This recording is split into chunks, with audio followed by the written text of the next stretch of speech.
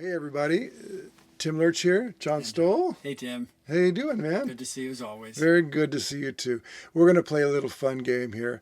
We got this tune, No Greater Love. It's just going to take the first phrase of it, and we're going to harmonize it different ways. So the first way, let's just hear how it sounds to play it straight. So John's going to play the melody, and I'm going to play the straight Tim's chords. Play some beautiful voicings, kind of Tim Lerch by way of Ted Green. Count us in, Tim. 1, 2, 1.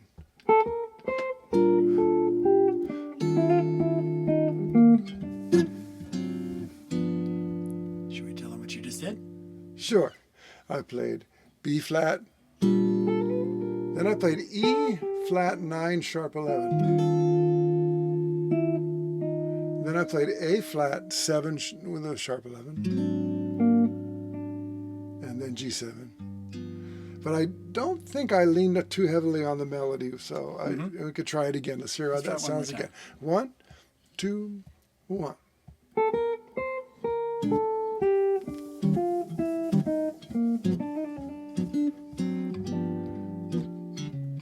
And so forth. Okay, good. 1, 2.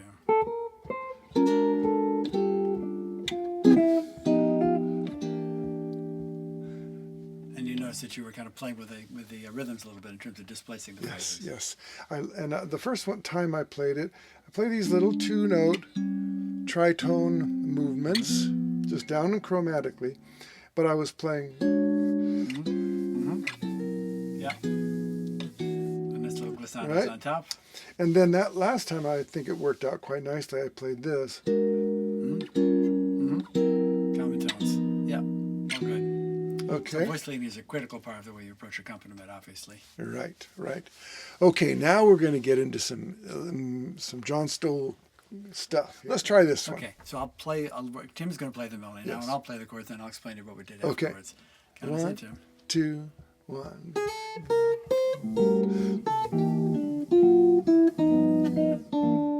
One more time. I could have played that a little better. 1, 2, 1.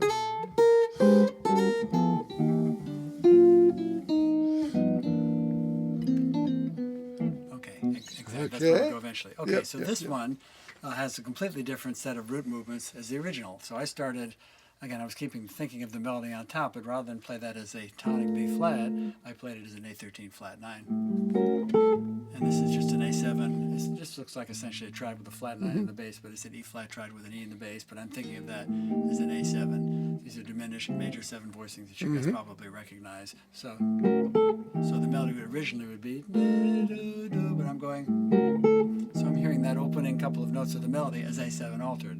Then I went down to an E flat minor 9, which could also be A flat 7, and then G augmented, and then F sharp augmented. It doesn't really set you up so well for the next change in the tune, which would be C7, but I might just go up. I might go. Could you argue that you're already on this? We're kind of already there. So as an exercise to maybe try to go through that, to play that for the solo, why not create an alternate set of changes and then practice soloing on it? Yeah. Let's do that. Yes. 1, 2, 3, 4.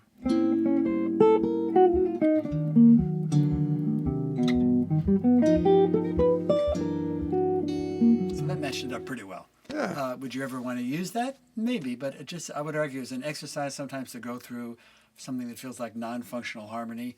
What I do if I see something like this, which you might encounter in a Wayne Schroeder song, for example, maybe not a standard, I just connect arpeggios and chord tones together to find the melodies, which is what we were kind of just doing. I wasn't trying to play an amazing solo. I was just trying to...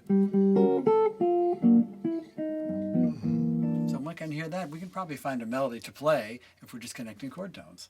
So, and that could also be a strategy that you could use on a standard if you want to reharmonize it. Yep. Okay, your take on the next one. Okay, the next one is a kind of thing I like to play. I use major 7th chords or major 9th chords, and I move them in some sort of parallel fashion. To me, it sounds kind of like movie music or something.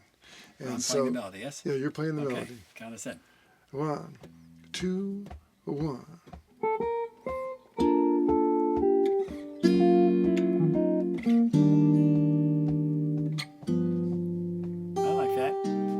beautiful open sound of those major chords. Let's try major 9s. All right.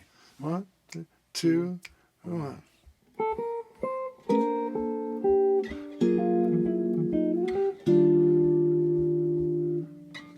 I like that. Very nice. Yeah. Very good. Really So good. again, if you see an alternate progression, essentially just play the arpeggios, line up the arpeggios to find some melodies. Let's hear how that sounds. All right. Yep. 1, 2, 3, 4.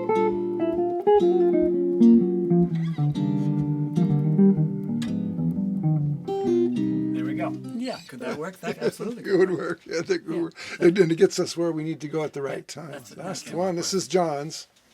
So in this case, Tim had suggested why not do something completely different from either the chromatic movement going down or the tritone. So I decided to go up in this case.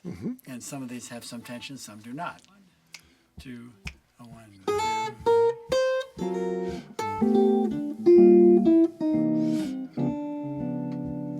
Okay. Could you solo on that? Yeah, the same thing. Just line up the arpeggios, basically. Okay, you play. Let me try Let's try it. solo. 1, 2, 1, 2, 3.